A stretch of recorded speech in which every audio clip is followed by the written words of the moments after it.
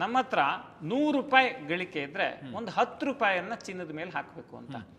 ತುಂಬಾ ಜನ ಏನ್ ತಪ್ಪು ಮಾಡ್ತಾರೆ, ಸೀಸನಲ್ಲು ಈಗ ಚಿನ್ನ ಓಡ್ತಿದ್ಯಾ ಅದರಿಂದ ಓಡೋದು, ಮಾರ್ಕೆಟ್ ಓಡ್ತಿದ್ಯಾ ಅದರಿಂದ ಓಡೋದು. ಅದರಿಂದ ಯಾವತ್ತೂ ನಾವು ದೀರ್ಘಾವಧಿಯಲ್ಲಿ ಸಂಪತ್ತನ್ನ ವೃದ್ಧಿಸ್ಕೊಳ್ಳಿಕ್ಕೆ ಸಾಧ್ಯ ಆಗಲ್ಲ.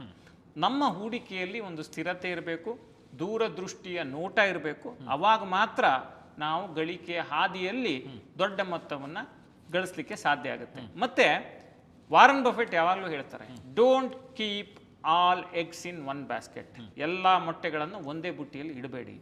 ನಿಮ್ಮ ಹೂಡಿಕೆ ಚಿನ್ನದಲ್ಲಿ ಸ್ವಲ್ಪ ಇರಲಿ, ಮ್ಯೂಚುವಲ್ ಫಂಡ್ಗಳ ಮೇಲೆ ಸ್ವಲ್ಪ ಇರಲಿ, ನಿಮಗೆ ತಿಳುವಳಿಕೆ ಇದ್ದರೆ ಸ್ಟಾಕ್ ಮಾರ್ಕೆಟ್ ಮೇಲೆ ಸ್ವಲ್ಪ ಇರಲಿ, ಒಂದಷ್ಟು ಹೂಡಿಕೆ ಸೇಫ್ ಇನ್ವೆಸ್ಟ್ಮೆಂಟ್ ಆದಂಥ ಪೋಸ್ಟ್ ಆಫೀಸ್ಗಳ ಮೇಲೆ ಇರಲಿ, ಫಿಕ್ಸೆಡ್ ಡೆಪಾಸಿಟ್ ಥರದ ಇನ್ಸ್ಟ್ರೂಮೆಂಟ್ ಮೇಲೆ ಇರಲಿ, ಲಿಕ್ವಿಡ್ ಫಂಡ್ಗಳಲ್ಲಿ ಇರಲಿ. ಈ ರೀತಿಯ ಒಂದು ಕಾಂಬಿನೇಷನ್ ಇರಬೇಕು. ಈಗ ನಾವು ಹೇಗೆ ಊಟದಲ್ಲಿ ಸ್ವಲ್ಪ ಪ್ರೋಟೀನ್ ಇರಬೇಕು, ಸ್ವಲ್ಪ ಕಾರ್ಬೋಹೈಡ್ರೇಟ್ಸ್ ಇರಬೇಕು, ಸ್ವಲ್ಪ ಮಿನರಲ್ ಸಿಗಬೇಕು, ಈ ರೀತಿಯ ಒಂದು ಮಿಶ್ರಣ ಇರುತ್ತಲ್ಲ ಆಹಾರದಲ್ಲಿ, ಫೈಬರ್ ಇರಬೇಕು.